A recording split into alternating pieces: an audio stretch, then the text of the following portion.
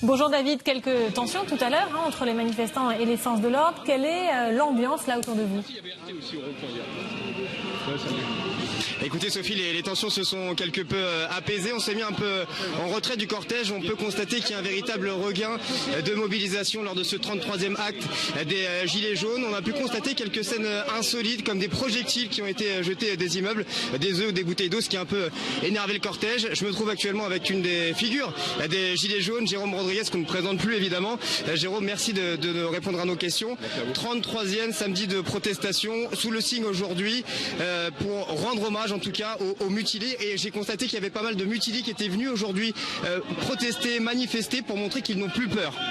Bon, on est surtout sur un hommage et surtout mettre l'accent pour essayer de faire réagir l'opinion publique sur ce qui se passe aujourd'hui.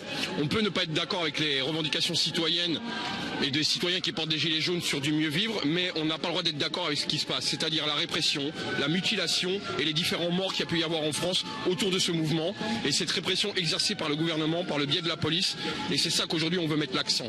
Qu'on soit pas d'accord avec nous, ok, mais on n'a pas à mériter le traitement qu'on mérite depuis 7 mois.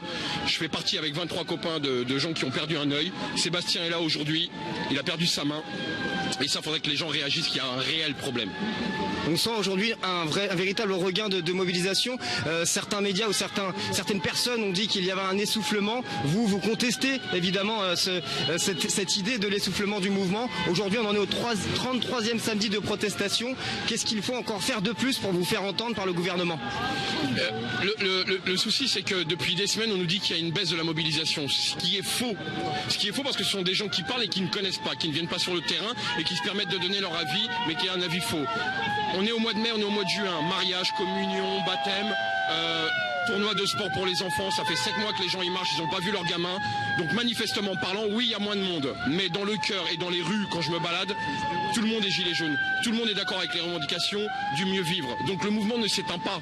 Le gouvernement fait tout ce qui est dans son possible pour nous effacer, nous rendre invisibles. Mais ça ne marchera pas et on restera présent.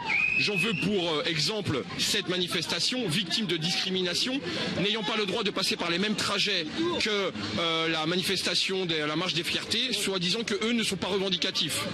Et aujourd'hui, pourtant, il y a un char aussi pour vous, pour les Gilets jaunes. Voilà. Il y a le Sous-marin jaune qui est un collectif d'artistes qui est là aussi pour prouver que les Gilets jaunes doivent se faire entendre aujourd'hui. On est là pour se faire entendre et on restera visible. On a failli pas avoir de manifestation aujourd'hui parce que le gouvernement refusait de nous en donner une. Et ben on est bien là, on est bien présent et on restera là tout l'été et on restera présent parce que on est aujourd'hui le seul contre-pouvoir à Macron.